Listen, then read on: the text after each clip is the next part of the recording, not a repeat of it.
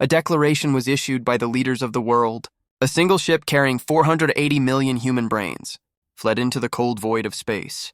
But their long journey was unexpectedly interrupted. The ship's AI, Pangu, burned a decade's worth of power to learn that the entity before them was 3 light years long. To find a mind strong enough to communicate, a virtual world was made. And inside that world, a young man named Renshi gets an invitation.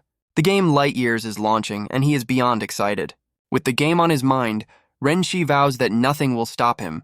But someone is watching from around the corner. It's the class monitor, and she's just called him out. She does not look happy to see him skipping class. He makes a run for it, but she gives chase. Desperate to escape, he grabs onto a window ledge and leaps right out into the open air. He sticks the landing like a seasoned parkour pro. He shouts back a flimsy excuse about a terminal illness, leaving the class monitor absolutely fuming. The class monitor can only watch as the door closes behind him.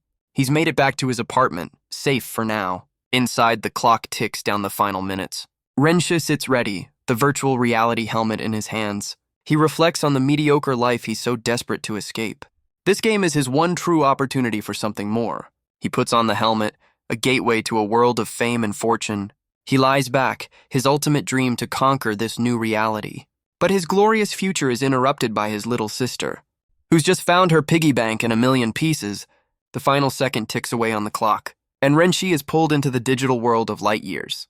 The system confirms a successful login. He's greeted by a personal assistant, here to guide him through character creation. She seems immediately flustered by his presence. As he gets a very close look at her character model, he gives the game's realism a glowing, if slightly creepy, review. The assistant, recovering, asks for his desired name, and he chooses Stellaris. But to his shock, the name is already taken. He tries again with 7 stars, only to be rejected once more. He tries name after name, but every single one is taken, until suddenly, the system announces an available ID. Renshi is stunned, wondering which name actually worked. The system offers him Sexy Star, which he frantically tries to change. He manages to land on the slightly less embarrassing Counterfeit Star. With his new name secured, the assistant moves on to character creation. He's offered a choice between a standard character with limited options, or an immersive one, tailored to his own qualities for a unique story. Convinced that randomness creates miracles, he eagerly chooses the second option. The system confirms his selection and begins its analysis of him. The system scans every facet of Renshi's being. After a moment, the analysis is complete. He eagerly awaits his results, certain he'll be a combat genius. But the game labels him a social parasite, with a laundry list of flaws. With a final farewell, the system sends him on his way until level 1000. Renshi's mind screams in protest, refusing to accept this harsh judgment. He finds himself in total darkness, wondering if he's already dead. Desperate for answers, he tries to access his character menu. The system informs him he can't, as he hasn't even been born yet. Trapped in an egg, he can't help but admire the game's realism. From the darkness, a voice announces a hatching ceremony. Renshi realizes he's the guest of honor, the future Black Dragon ruler. He remembers the lore of the mighty Black Dragons, feeling vindicated. He can already feel his new form, long and powerful with a tail. As the voices outside call to him, he prepares for his grand entrance. He touches the shell, certain his mighty claws will shatter it with ease. Light finally breaks through the darkness, signaling his birth. The world outside is a vibrant, sunlit forest. A small, slimy creature pushes its way out of the shell, revealing Ren. She's new form, a tiny glowing green slug. He's not a dragon, but a slug, wearing what looks like a frog-themed onesie. Truly the apex predator he envisioned. Below him, the real Black Dragon Prince has hatched, surrounded by his kin. Renshi realizes he's not the protagonist, just a random bug on a nearby tree. In a panic, he desperately tries to pull up his character stats. The results are in. He's a parasitic caterpillar with a pathetic race value of 10 psi. For comparison, even the most basic human character starts with 50. He quickly does the math and realizes he'll be hopelessly outmatched by everyone. His dreams of power crumble as he bemoans his terrible luck. But even as a bug, he declares his birth will not be meaningless. He offers a grand blessing to the future ruler before taking his leave. But then he remembers this is just a game he can quit. Just as he's about to give up, a notification appears. The Black Dragon Egg is an item he can actually pick up. Down below, the dragons decide to start the banquet while they wait. A single leaf drifts down, landing on the stone nest. The Black Dragon King suddenly senses that something is wrong. He turns to find the pedestal completely empty, and in its place sits Renshi, feigning total innocence. A system alert confirms it. He's just stolen the Dragon Prince. The enraged Black Dragon King unleashes a forbidden spell, but faced with certain doom, Renshi makes a bold declaration. His tiny body turns to stone, his journey cut short. A brilliant column of light marks his demise, but death triggers a flood of system alerts and rewards. He's now a sworn enemy of the dragons, but he couldn't be happier. With the dragon egg secured, he sees a clear path to invincibility, but his grand plans are interrupted by a shadow from above. A level 3 bird monster dives straight for him, and our boy can only scream in absolute terror. With no time to react, Renshi slides down the tree trunk. The bird monster misses its target and swoops around for another attack. He furiously calls out the bird for picking on a level 1 bug. He quickly ducks under the branch as the bird's talons strike wood. He realizes his new caterpillar body has some unique advantages, but the monster is persistent, peeking around the branch to find him. Seeing no escape, Renshi accepts the challenge to a duel. He equips a novice iron sword, a weapon whose description is more damaging than its stats. With his new blade in hand, he prepares for his first real fight in light years. He realizes his sword can barely scratch the monster's defense, so he resorts to taunting it, daring the creature to come closer. The bird takes the bait, pecking furiously at the branch, while Renshi uses the terrain to his advantage, striking its talons. He lands a series of tiny blows in a truly epic confrontation, and with one final strike, the monster's health bar hits 0. His victory is rewarded with a level up and a nice chunk of experience. He also earns the slightly ridiculous title of Pedicure Master. Sadly, the monster didn't drop any loot, leaving him with his novice sword. Having survived his first crisis, he begins to plot his path forward. He examines the dragon egg, but a system alert confirms a major problem. As a sworn enemy of the dragons, he's completely unable to hatch it. A system chart reveals the item's rarity, a mythic-level artifact. He also has an unlimited food ticket, a lord-level treasure he saves for later. Next up is the basic novice set, which includes some simple cloth armor. He equips the robe and pants, gaining a small boost to his stats. But his caterpillar body is incompatible, meaning the gear won't even show up. He moves on to check his skills, finding only a single innate ability. He decides to test his parasitism skill on the defeated bird monster. His tiny body begins to glow with a strange, powerful energy. His body dissolves into a stream of pure green energy. The energy flows towards the bird monster's corpse, enveloping its new host. For a brief, slightly ridiculous moment, his original face appears. Before the system confirms a successful takeover, he tests his new wings, realizing he can finally fly. His weak caterpillar body is just a vessel for a skill that lets him control any creature he defeats. He dumps all his new attribute points into Constitution, turning his base form into a tiny, resilient tank. With a new body and a clear strategy, he sets off to level up. He spots his first potential target, a level 6 magical rabbit. But nearby, a level 25 wolf reminds him just how fragile he is. Nearby, a level 43 berserk goblin serves as another stark reminder of the danger. Renshi decides to focus on something more his speed, like a level 5 mantis, but a level 8 poison spider presents a much more tempting opportunity. He lands his bird host on a nearby branch to observe the situation. From his ridiculous perch, he watches the forest's drama unfold. He sees the spider is already being hunted by a fire ant colony. The spider rears back, preparing to defend its web from the intruders. The ants swarm forward, launching a volley of acid spit. Renshi notes their aim is terrible as their attacks go wide. As the spider easily retaliates, an idea begins to form in his mind. The spider's web melts away under the acidic barrage. It finds itself completely surrounded by the relentless ants. The colony's coordinated attack has it cornered. They force the spider down from the tree, right into their trap, and Renshi decides this is the perfect time to jump into the fray. The spider retaliates with a powerful burst of poison. The toxic spray dissolves the ants in the front line, but the creature is wounded, its health bar now low. Renshi abandons his bird and unleashes his ultimate skill. But the system warns him this takeover won't be so easy. His spirit form taunts the spider's fading consciousness. Outside, the ant colony continues its relentless assault. The spider's health continues to plummet under the attack. And with that, the system confirms a successful takeover. He learns that his new host has a limited durability bar. Vowing to honor the spider's will, he turns to face the ants. He immediately puts the creature's abilities to use. His first move is a tactical retreat to avoid being swarmed. He swings to safety, reflecting on the nature of intelligence. It's about using every advantage to secure victory. He commands his new host to spray poison, coating the entire tree trunk in a toxic slime. He reveals his brilliant, if slightly ridiculous, plan. His pedicure master title boosts damage to an enemy's feet. As the first ant touches the poison, it recoils in pain.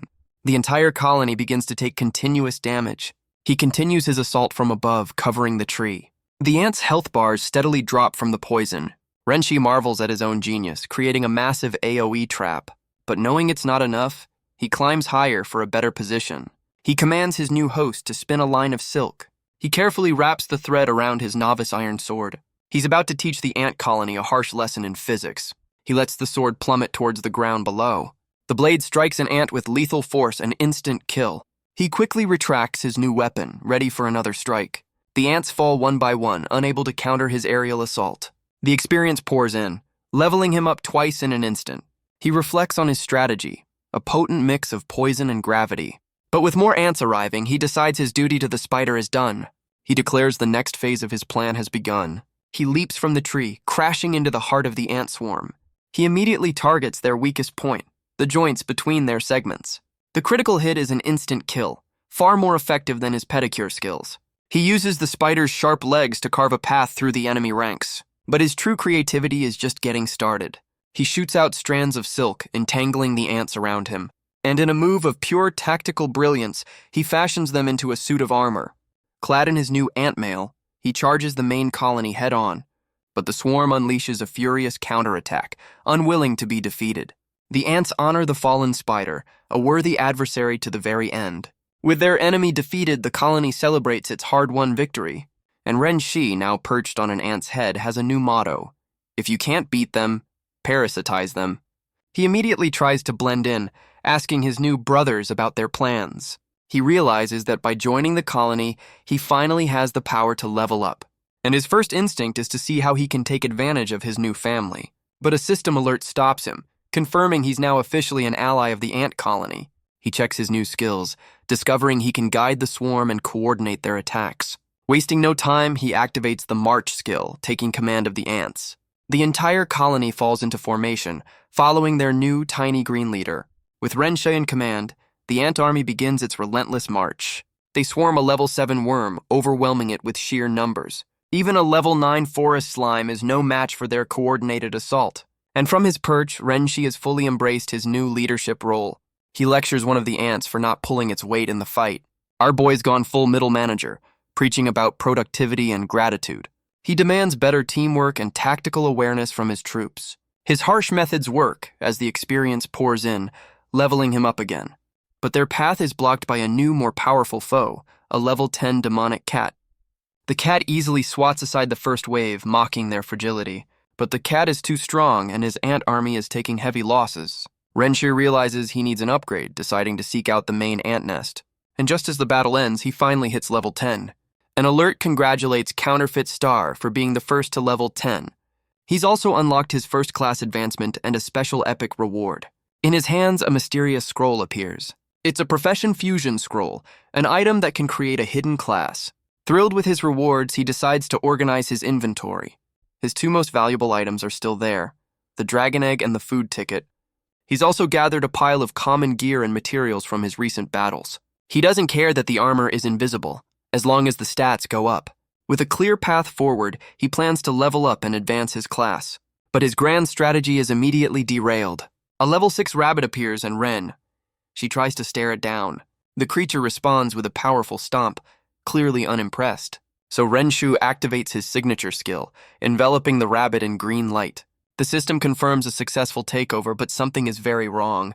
A system alert reveals his new host is in a special state, in heat.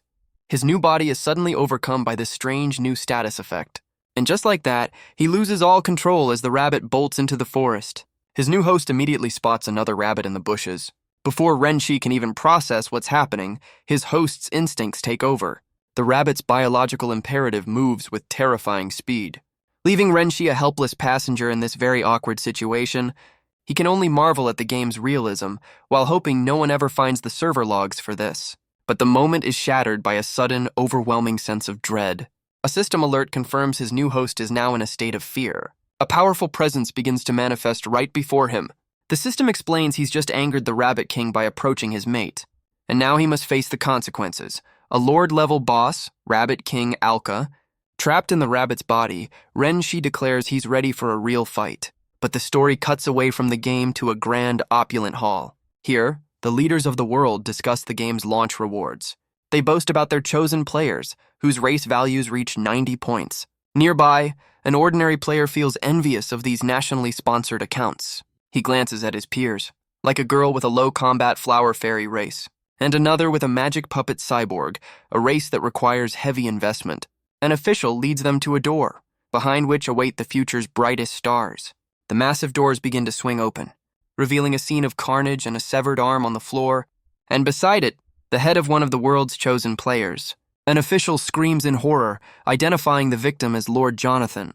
The entire room is filled with the bodies of the nation's best. Chaos erupts as the leaders realize they're under attack, but a voice declares that these victims were merely obstacles.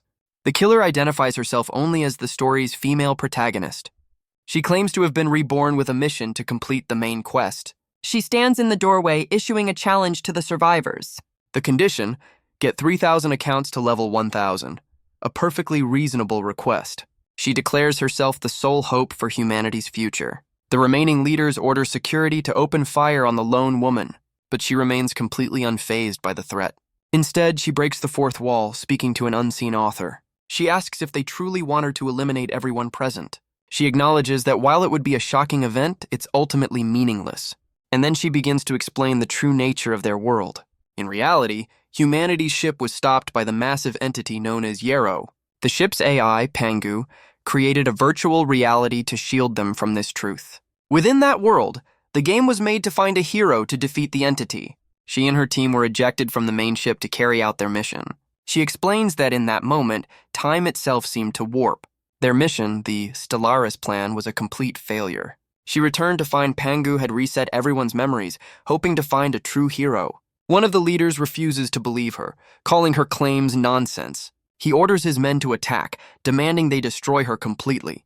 But she remains calm, knowing they feel safe with Pangu's backups. Suddenly, the other leaders change their tune, welcoming her back. They offer their support, promising humanity's gratitude for her success. But one of them offers a grim warning about self-proclaimed heroes. They reveal Pangu has given her top-level authority and challenge her to prove herself by saving them all. She claims the will to save humanity is what drove her to evolve. She dismisses the fallen players as mere obstacles, never to be seen again. The clock strikes 7, the appointed hour, and she announces her entry into the game world of Stellaris. In a flash of light, she disappears from the real world. Pangu confirms her story, ordering the leaders to support her mission. The woman appears in a bustling town square within the game. She's already changed into new gear, glad to be out of her old uniform. She explains her need for equipment to boost her low starting stats, and she recalls a rival from her past life who wielded an absurdly powerful weapon. She immediately opens her character sheet to review her build. She's chosen a standard human race, pouring every single point into agility. She tries to claim her old name, Yanxing, only to find it's already been taken. But in a strange twist, the system suddenly declares the name is available. She wonders if one of her former teammates has also returned from the future. Pushing the thought aside, she confirms the name, her focus set on a hidden treasure.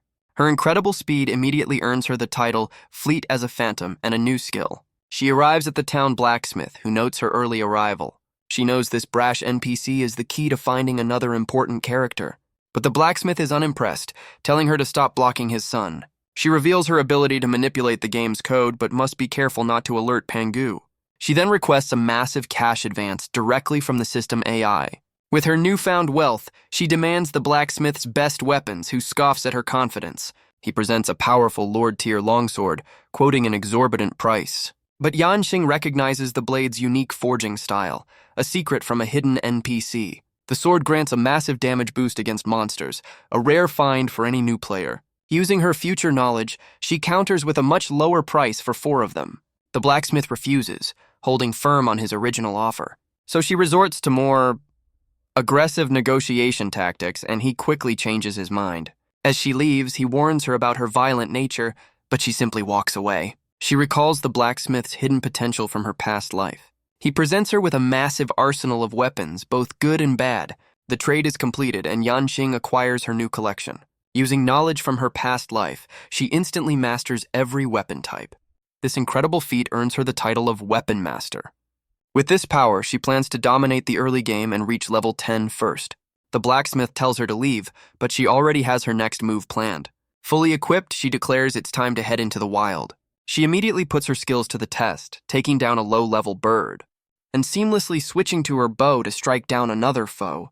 She switches to a staff, obliterating a level 2 slime, then to daggers, dispatching a level 7 pigman with ease, and finally, to a greatsword cleaving a level 8 demon hound. At level 9, she recalls her plan to hunt every boss for their superior gear.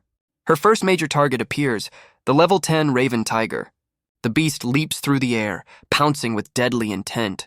But Yanxing is faster, a blur of motion as she meets its attack head-on. Her eyes narrow, her focus absolute. She unleashes her full arsenal, a storm of blades swirling around her, and lands a devastating blow against the powerful monster. The Raven Tiger's health bar hits 0, its body collapsing to the ground. Yanxing stands over her fallen foe, a testament to her overwhelming power. She smirks, explaining her strategy is to burn brightly and end fights in an instant. Her victory brings a flood of rewards, including a new title and a powerful scythe. The system confirms she's hit level 10, unlocking her first-class advancement. But she has no intention of returning to town, setting her sights on a much bigger prize. Rabbit King Alka. And back in the forest, Renshi finds himself face-to-face with that very same boss. The Rabbit King charges forward with blinding speed, far too fast for him to react. A single powerful blow sends his tiny rabbit host flying through the air. And our boy is launched into the sky, his first boss fight not going exactly as planned. The Rabbit King comes crashing down with a powerful stomp. Its eyes glow with the fury of a lord-level boss. Renshi's tiny host can only stare up in terror, but he finds an opening, landing a quick bite on the king's tail. He lands with a taunt, boasting that he can jump too. He launches himself into the air with a flurry of hops, but he quickly realizes the king's jump is 3 times more powerful. Knowing he's hopelessly outmatched, Renshi makes a run for it.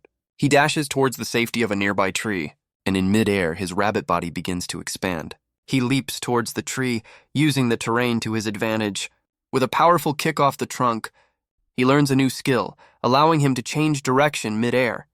The Rabbit King smashes into the tree, missing him by inches. Renshi taunts the boss, boasting about his newfound mobility. The king is, to put it mildly, not amused.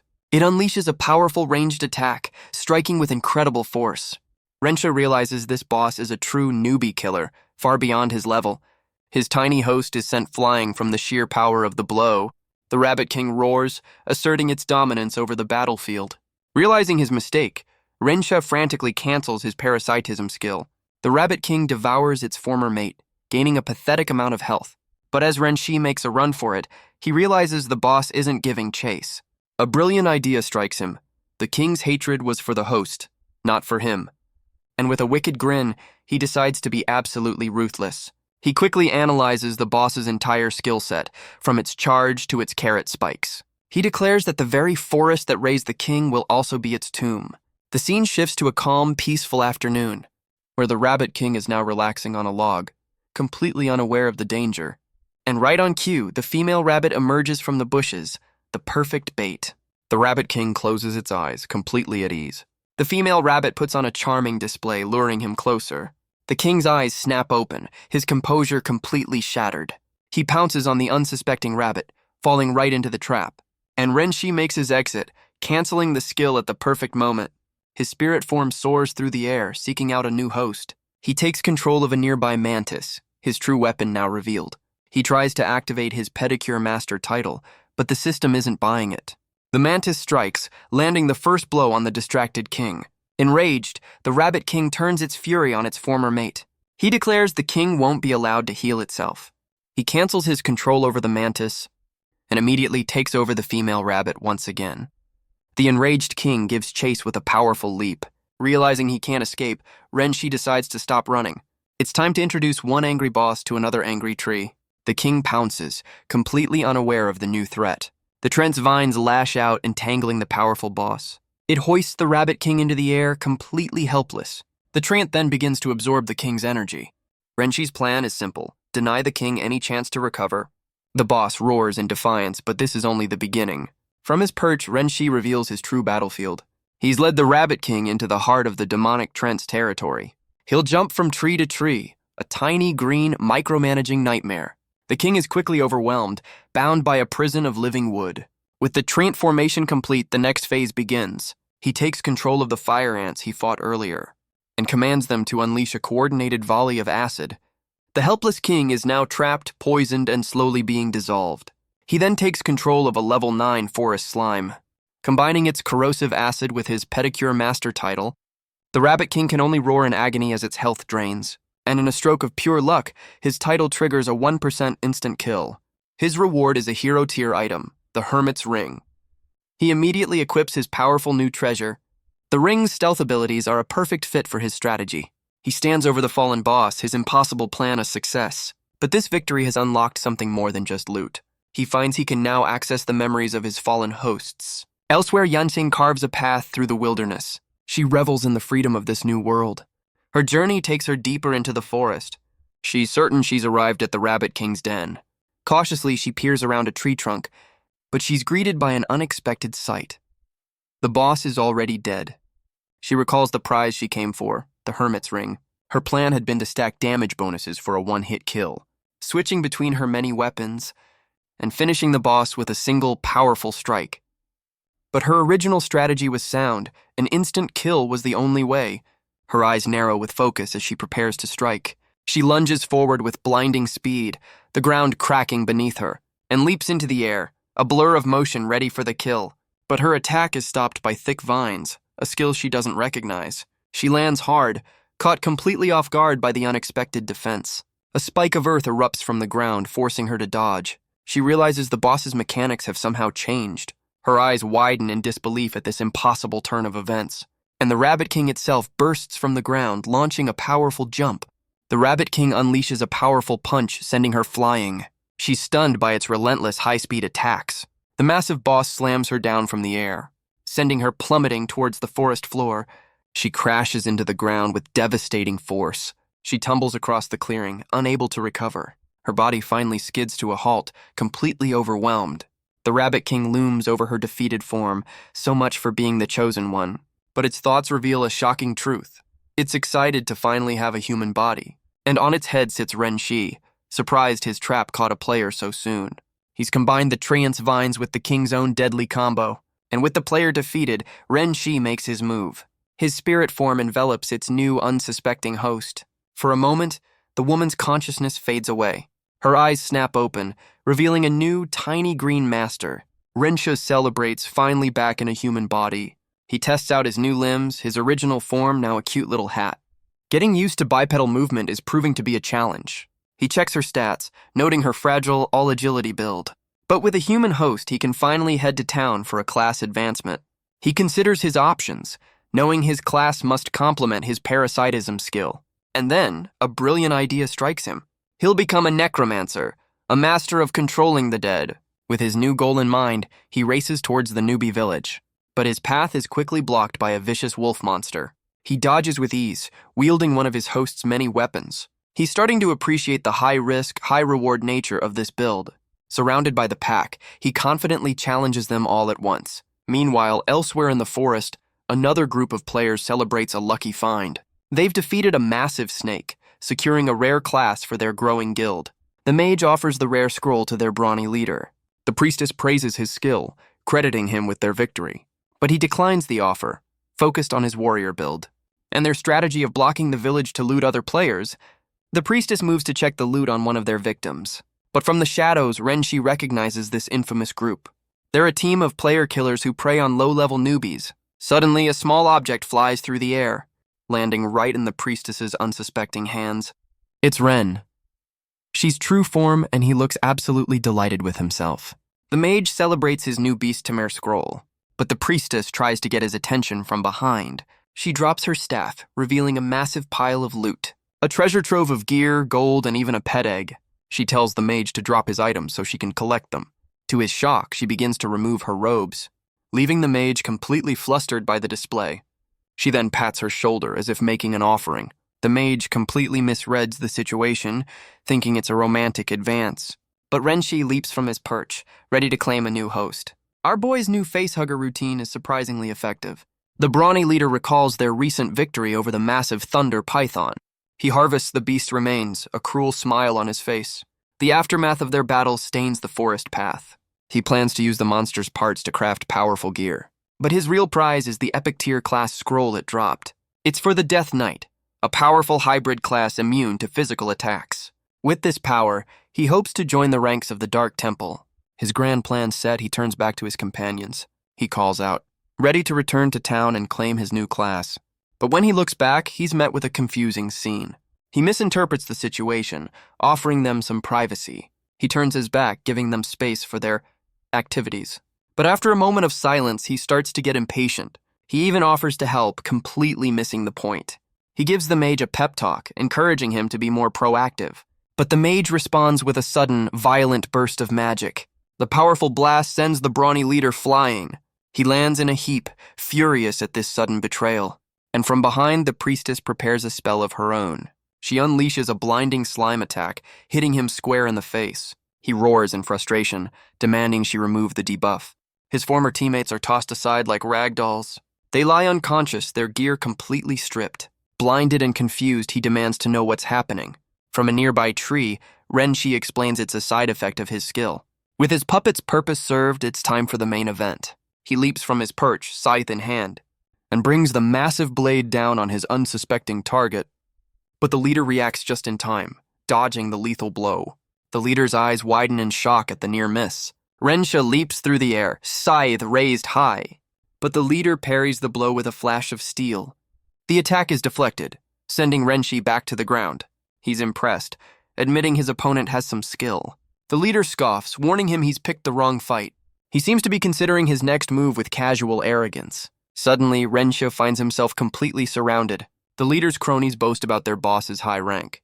But Renshi just smirks, completely unfazed by the odds. He notes that his former puppets revived surprisingly fast. But the leader scoffs, certain of his impending victory. One of the cronies, a rogue, activates his stealth skill. He lunges forward, a blur of motion with daggers drawn. The attack lands with blinding speed. But a heavily armored tank steps in to block the blow. He reports that their fallen comrades have revived, and speculates that Renshi is controlling a powerful summon. The leader has other plans, wanting to tame it for their own. He identifies the target, the strange orb on her head, completely unaware it's the real player. Renshi realizes his parasitism skill is an instant kill on weakened foes, and his ambitions immediately escalate to total server domination. But his evil monologue is interrupted by the charging tank. He dodges the spear with his host's incredible speed, only to be ambushed from behind by the brawny leader. He ducks under the massive crescent slash, narrowly avoiding the blade. The rogue appears from the shadows, aiming a poisoned dagger. The blade comes within an inch of his neck before he twists away. Another attacker lunges, swinging a wicked-looking scythe. But Renshi deflects the blow, driving the weapon into the ground. He uses his host's agility to disarm one attacker with a powerful kick, and leaps into the air, a whirlwind of motion that leaves them stunned. The brawny leader falls to his knees, already wounded from the exchange. Renshi realizes their coordination is impressive, a well-oiled machine for preying on newbies. But he has an ace up his sleeve, his host's weapon master skill, a powerful ability that triggers when switching between different weapons. He looks down at the scattered blades on the ground, a plan forming in his mind. The player killers can only stare in utter confusion. He begins gathering their fallen weapons, explaining he needs a full arsenal. Just then, his former puppets arrive, demanding the leader catch him for the stolen scroll. He quickly stuffs the last of their weapons into a makeshift sack, and with his loot secured, he makes a break for it. He turns back with a wicked grin, ready to make them run. He thanks them for the gear, promising to see them for their next debt. The leader orders his assassin to give chase, the only one fast enough. But even he can't keep up with Yanxing's pure agility build. Desperate, the assassin pulls out a speed-boosting potion. He downs it in a single gulp, determined to catch his target. With a burst of speed, he closes the distance. But he's still too slow, cursing the fact he died before getting his class advancement. The leader offers the assassin a valuable class scroll, if he can take down their target and retrieve the loot. The assassin reminds his boss of their loyalty with an offline threat. But up ahead, Renshi's host suddenly trips and takes a spectacular dive right into the dirt. The pursuers close in as she lies motionless on the path. The assassin stops short, surprised that she actually fell. but the mage warns them to be wary of a surprise attack. Just then, a familiar, terrifying rabbit appears behind him. The Rabbit King Alka attacks with a furious swipe. Renshi reveals he'd stashed the boss's body, now using it as a weapon. The tank quickly moves in, raising his shield to intercept the blow. But the Rabbit King unleashes another of its powerful skills. A massive carrot spike erupts from the ground, sending the tank flying. The player can only scream as his health bar evaporates. His body crashes into a tree, taken out in a single hit. The leader realizes this is no ordinary monster, but a high-level boss. Terrified of losing levels, he makes a desperate run for it. But the Rabbit King gives chase, with Renshi riding on its head. The boss closes the distance in a blur of furious motion. The assassin pushes forward, certain he won't be taken down so easily. But a sudden wave of confusion washes over him. He falls to his knees, wondering why the boss isn't attacking. And then he realizes he was never the target. The Rabbit King bypasses him completely, its true objective now clear. The brawny leader is struck down before he can even react. And from his perch, Renshi demands his prize. His spirit form envelops the fallen player, ready to claim a new host. With its purpose served, the Rabbit King puppet collapses to the ground, and Renshi rises, now in control of the player killer's powerful body. The lone surviving assassin can only stare in terror. His former leader now stands before him, radiating a strange, hostile energy. Renshi demands the player hand over all his loot. He surveys his haul, a treasure trove of gold, gear, and class scrolls. He finds a particularly useful mask and decides to equip it. With his inventory sorted, his next goal is to finally advance his class. He switches back to Yanxing's body, preferring its agility and appearance. With a return-to-town scroll in hand, he prepares to leave the forest. But instead of teleporting, his host's body suddenly collapses, and he face-plants right into the dirt. So much for a grand exit. Meanwhile, Yanxing respawns at the revival point in town. She's still processing the fact that she was taken out in a single hit. Not only that, but she lost her powerful scythe, realizing someone is deliberately targeting her. She suspects the player who controlled the Rabbit King is a beast tamer with a hidden class. And with this unknown player on the loose, her advantage from the future is gone. As if on cue, she spots the very same group of player killers up ahead. Their leader cracks his knuckles, a clear sign of aggression. Other players recognize the infamous tiger hunting gang, certain she's their next target. But instead of running, Yanxing takes a deliberate step forward. She walks straight towards them, her expression cold and determined. The leader shouts at her, convinced she has a rare item. He orders his men to attack, hoping to steal her powerful summons. But Yanxing is completely unimpressed by this predictable encounter. She activates her weapon master skill, a flurry of blades appearing in her hand. With each switch, her attack power skyrockets. She carves through the entire gang in a single devastating instant. Her real objective lies elsewhere, at a hidden cave on Back Mountain. She recalls a hidden quest tied to the village blacksmith. The cave is filled with dark monsters, and she has the perfect counter. She steps into the darkness, met by the glowing eyes of the creatures within. She switches weapons, cutting a path through the swarm of bats. Her only goal is to reach the deepest part of the cave. She becomes a whirlwind of light, carving through the darkness. At the end of the tunnel, she finds her target, the sealed priest, Adol. The old man's only wish is to deliver a letter to the Temple of Light. She announces her arrival, and he correctly guesses the blacksmith sent her. She plays the part of a devout follower, here on a holy mission. The priest is moved by her presence, but his strength is fading fast. He activates a magic circle, urging her to step inside. He'll sacrifice himself to send her and the letter to safety. She recalls the quest's 3 outcomes, a light path, a dark path, or a secret third option, feigning weakness to get his blessing. The dying priest agrees, seeing no point in clinging to his mission. He offers her a final gift, a glowing orb of pure light. She's just acquired the Source of Light, a unique weapon that can absorb others to grow. She immediately feeds it her entire arsenal of weapons and materials. The blade transforms, its power growing with each item it consumes. Because it can morph, it perfectly complements her weapon master skill. This single weapon will be the key to unlocking thousands of class advancements. The teleportation spell activates and the priest's sacrifice is complete. Back in town, Renshi bursts through the door, ready for his class advancement. He's greeted by the village chief, who offers a choice of classes to help him survive.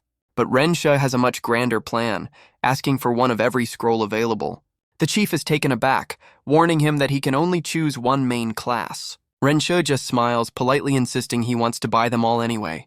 The chief lays out all 10 basic class scrolls from warrior to archer. System alerts confirm he's acquired the entire set of basic classes.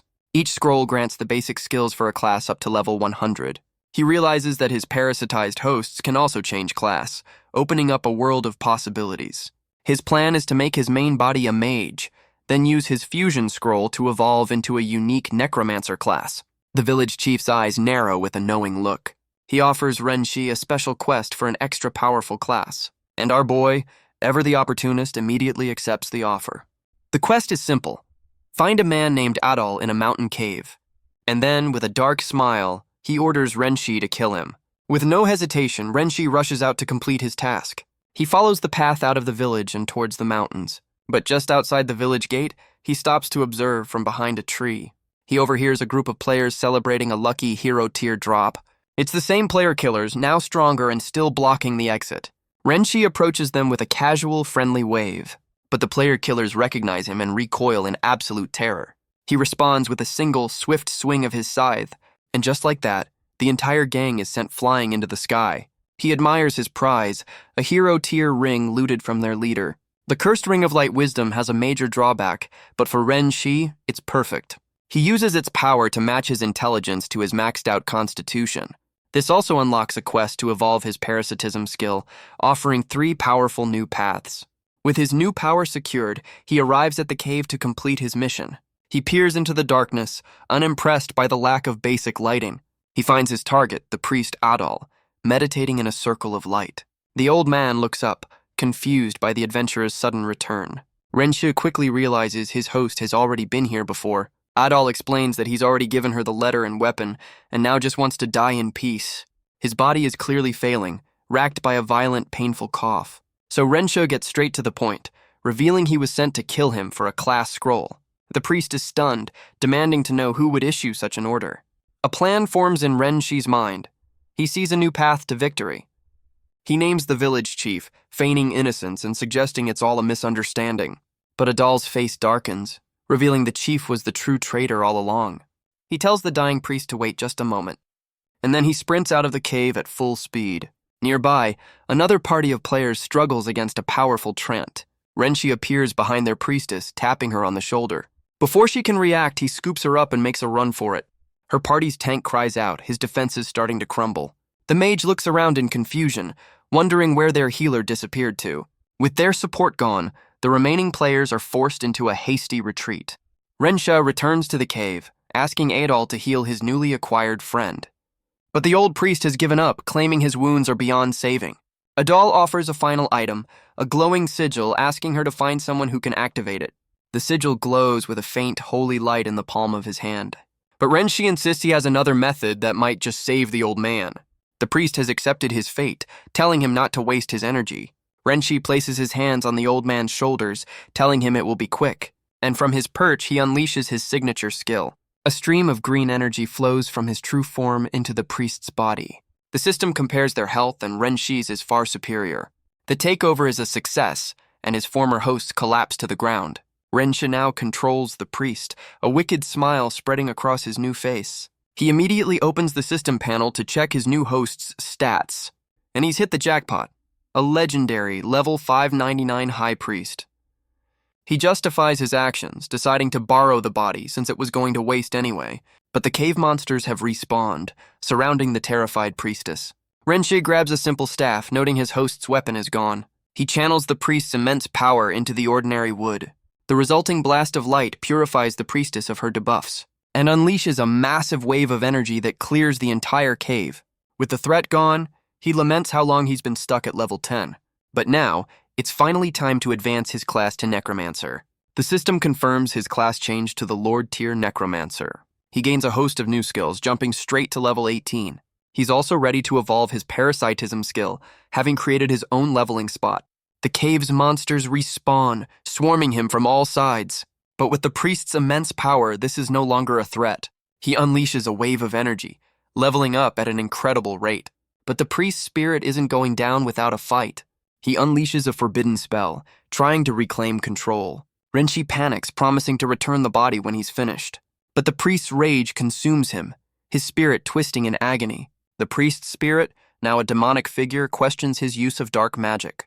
He declares he'll willingly fall to darkness for his goddess, and he vows to drag Renshi down with him. He mistakes Renshi for a powerful agent of the Dark Lord, believing his death will be a major blow to the enemy. Renshi, however, is completely over this dramatic monologue. The priest unleashes a final sacrificial spell to transform him. Renshi's host can only watch in horror as the dark energy surges, and his true form is caught in the blast, screaming in absolute terror. He's confused by the sudden change of plans, wondering about this new transformation.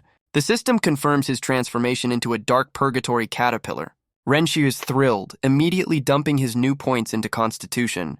But the priest's spirit warns him that his celebration is premature. His dark soul is now trapped inside a body of pure light, and with that final warning, the priest's spirit vanishes. A flood of alerts confirms he's killed the priest, earning the Godslayer title. But Renshi's true form seems less than impressed with the situation. Suddenly, his host's body begins to burn with a strange white fire.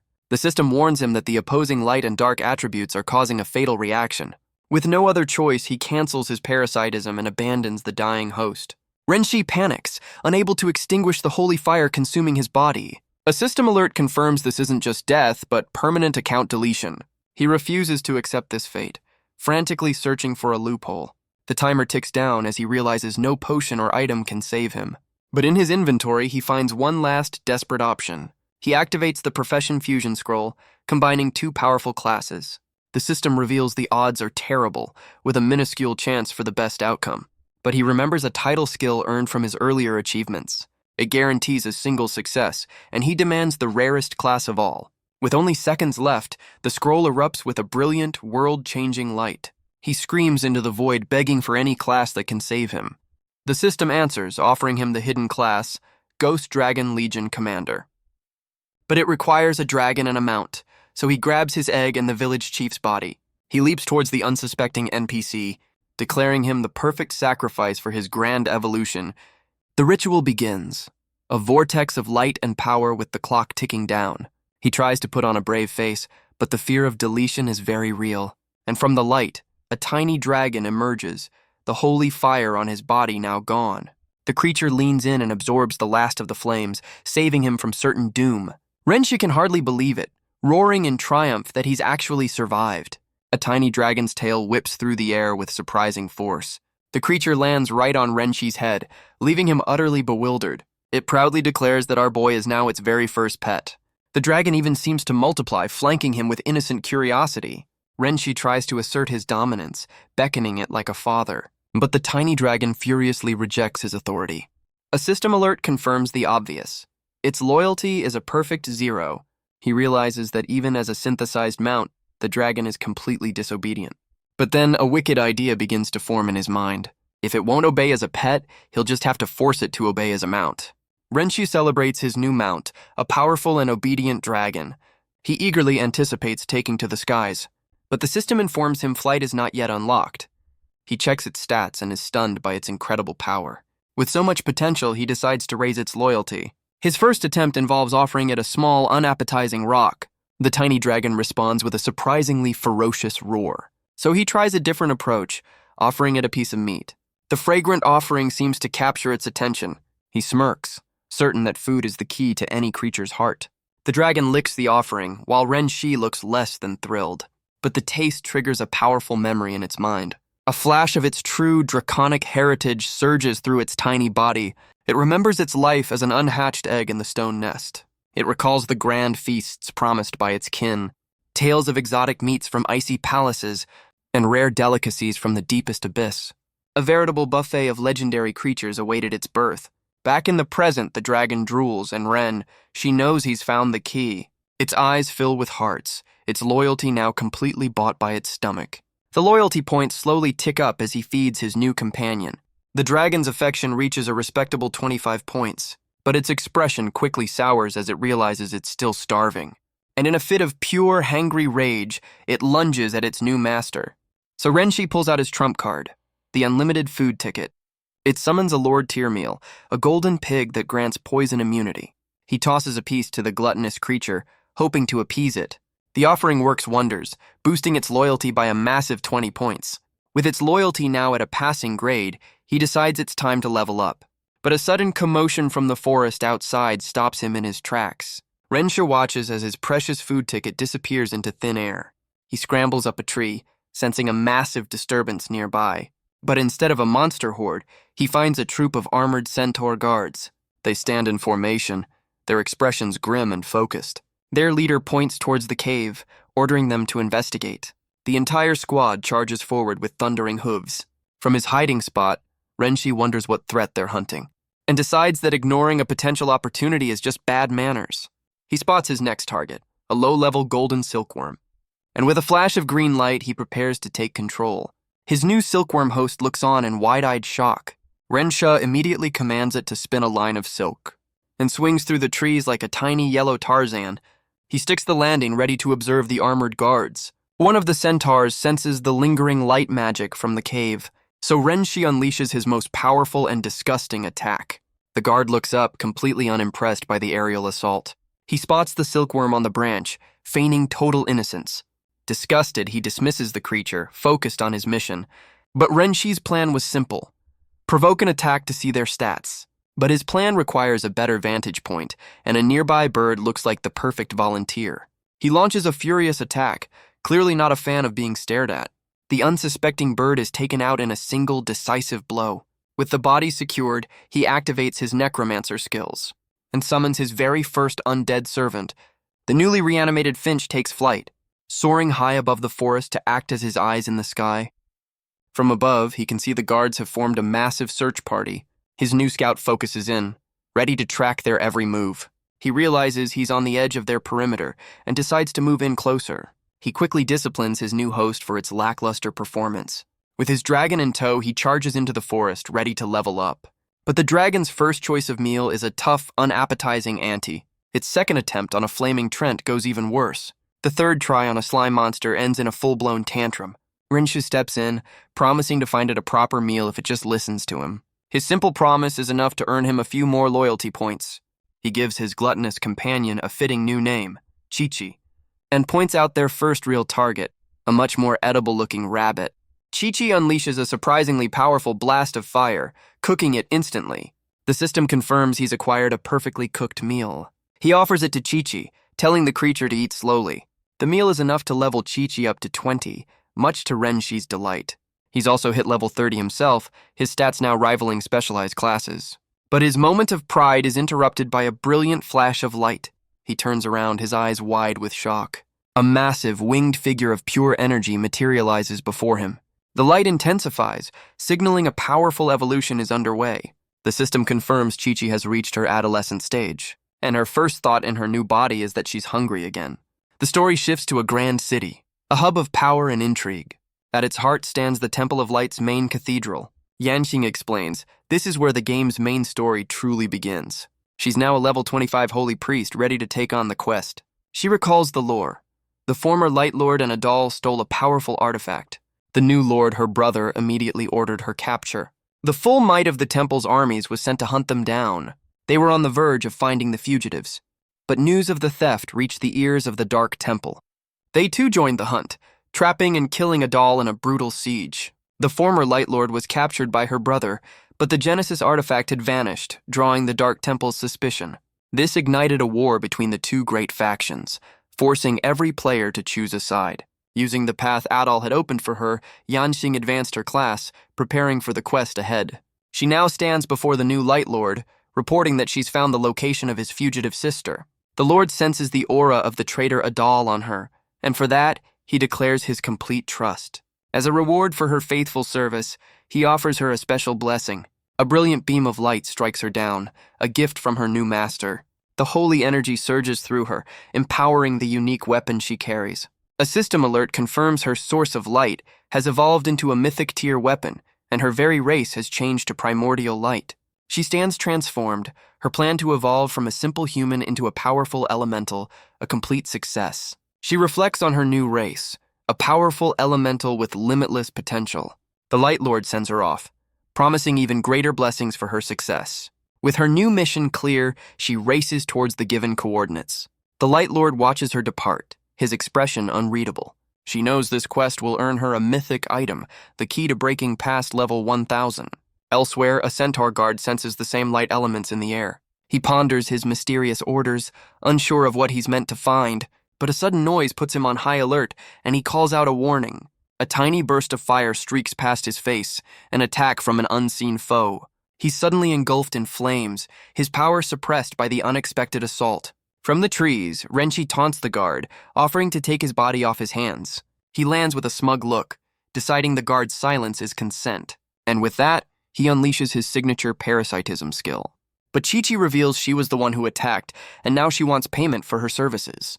Renshi, already on the guard's head, tells her to stop pretending and take back the flames. Now in control of the centaur, he forces his new host to bow before his pet. The two of them share a moment of silent, chibi-style understanding. But Chi-Chi quickly loses her temper, arguing about her trump card until Renshi promises her anything. With a final warning about her food, she disappears back into the pet space. Renshi can only grumble about his high-maintenance companion, already missing the days of mindless mounts. With a new body, Renshi decides to head for the center of the search party. He gallops through the forest, trying to blend in with the other guards, but his path is blocked as another squad comes to a sudden halt. They can only watch in shock as he speeds right past them. Their captain, unknowingly carrying Renshi's true form, is asked if they should report the rogue. But the captain is far too busy complaining about the mission to care. His subordinates enthusiastically agree with his lack of motivation. Meanwhile, Renshi successfully infiltrates the search perimeter.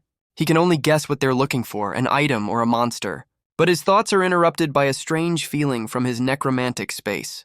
A swirling green portal opens, summoned by his necromantic power. Inside, he finds his two former hosts unconscious on the ground. He notices a glowing sigil on the woman's hand, a final gift from the priest. The golden mark pulses with energy, a clear sign of Adol's handiwork. Suddenly, it shoots a brilliant beam of light into the distance. Renshi realizes the priest left him a trail and decides to follow. But he knows charging in as a centaur will alert the entire guard. So he cancels his parasitism, deciding to travel light. His tiny caterpillar form zips through the forest at high speed. He finds a new perch, ready to follow the trail undetected. The trail of light leads him to a clearing before vanishing completely. He suspects an invisible barrier is blocking his path. Cautiously, he reaches out a tiny hand to test the air, and his suspicions are confirmed as he touches a shimmering wall of energy. He pushes his tiny body through the strange, rippling field. Our boy is clearly having way too much fun with this. He dives headfirst through the portal into the hidden area. On the other side, he finds a serene and untouched grove. But he's not alone. A blonde woman spots the strange caterpillar in the trees. She clutches her chest, revealing a dark, curse-like mark spreading across her skin. The woman steps out of the water, her long blonde hair whipping in the wind. She wonders how he bypassed the barrier that blocks all light and dark beings. A sudden sense of dread washes over her, a premonition of a curse, and our boy can only stare in absolute, drooling disbelief. The system identifies her as a former light goddess, a level 1000 plus being